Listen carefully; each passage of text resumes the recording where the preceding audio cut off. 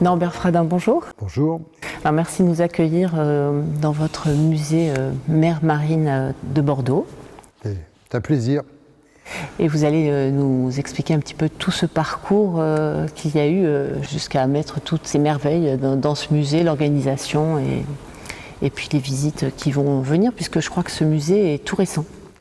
Écoutez, il est ouvert depuis un peu moins d'un mois. Auparavant, nous avions déjà ouvert une première salle, la salle d'exposition temporaire, dans laquelle nous avons fait une première exposition qui était, nous avons mis sur pied en collaboration avec National Geographic Society, qui était une exposition dédiée à la faune des océans, des mers froides, des mers chaudes, qui a eu un certain succès. Et là, nous avons ouvert une deuxième exposition avec l'exposition qui concerne l'œuvre et la carrière surtout de Jean-Jacques Sempé. Vous savez que Sempé est un Bordelais d'origine, hein. Il est né à Bordeaux, il a fait ses premiers dessins pour Sud-Ouest Dimanche. Et ensuite il est parti jusqu'aux couvertures qu'il a faites pour le New Yorker. Puis c'est un dessinateur incroyable qui en quelques mots, un dessin, une phrase va vous refaire non pas le monde mais quelques parties du monde comme ça. Voilà. Et puis à côté de ça, il y avait le parcours permanent que nous avons ouvert il y a maintenant un mois, comme je le disais, et dans lequel nous sommes. Voilà. Et qui concerne l'histoire bien sûr de la navigation, mais aussi un peu l'histoire des océans. Mmh. Comment décide-t-on à un moment de se lancer dans cette aventure, à savoir ouvrir un musée et faire partager ses collections, parce que je crois que vous êtes un grand collectionneur, un amateur d'art. Qu'est-ce qui fait qu'on se décide à un moment d'enclencher la machine et puis de se lancer dans ce grand projet? Oui, alors d'abord c'est par... ça véhicule une passion. Si on ne fait rien dans la vie sans être passionné par quelque chose, et on a tendance, autant que faire se peut, à maximaliser ces choses-là. Donc moi j'ai toujours eu un intérêt, une passion pour la mer, pour les bateaux, tout gamin. Vous savez, je voulais faire l'école navale et puis j'ai terminé en faisant des études de droit, donc oui, c'est pas tout à fait la même direction. Mais donc j'ai toujours aimé les bateaux, la mer, et puis quelques autres passions, le patrimoine. Et bon, on essaie de vivre sa vie le moins mal possible.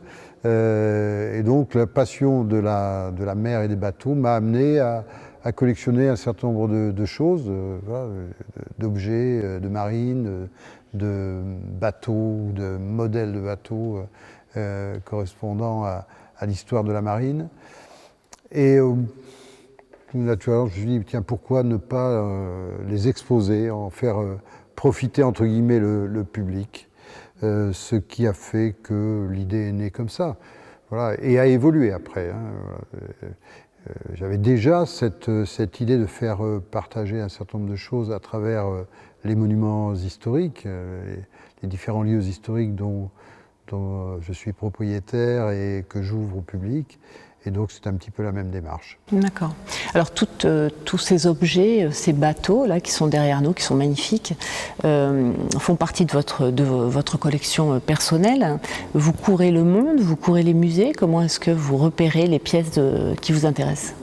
Oui, enfin courir le monde, non, c'est un peu... Non, d'abord, beaucoup de gens maintenant connaissent ma passion. Donc vous savez, on est alimenté en permanence. C'est presque maintenant une sélection à mettre en œuvre.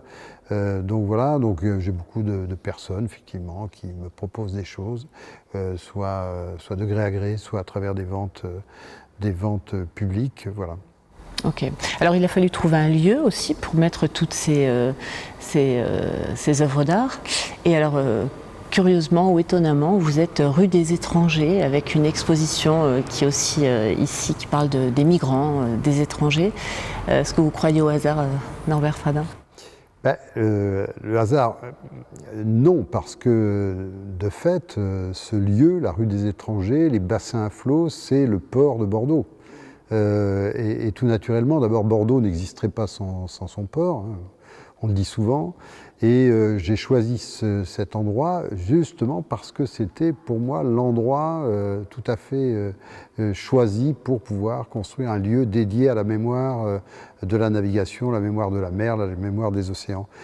Et effectivement, cette rue des Étrangers, c'est tout un symbole à travers, en particulier, comme vous le disiez, cette partie du musée qui est consacrée à la liberté et à quelques problèmes migratoires que l'on connaît.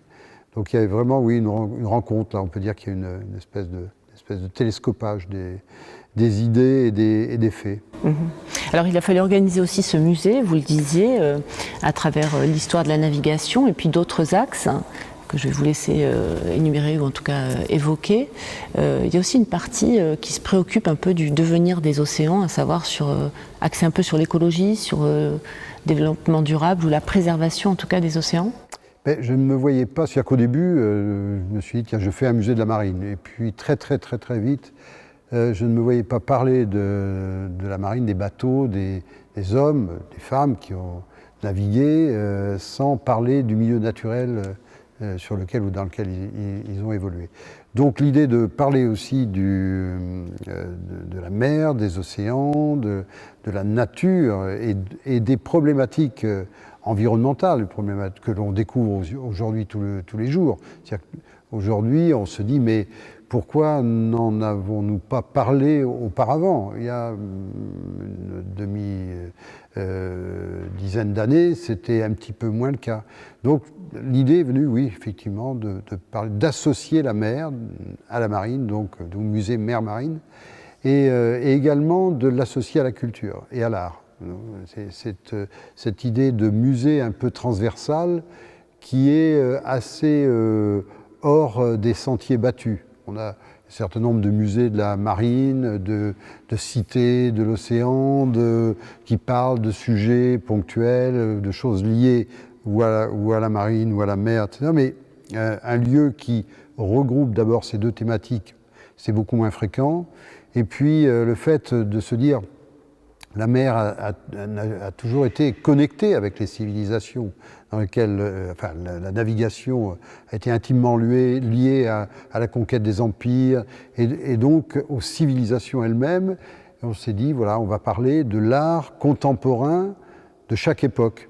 Par définition, l'art est toujours contemporain d'une époque, de l'Antiquité, de la Renaissance, du XVIIIe siècle ou du XXIe siècle. Et donc, dans ce musée, on voit aussi, on a un croisement des séquences qui nous amènent vers l'art et vers éventuellement des expositions, des interventions d'artistes.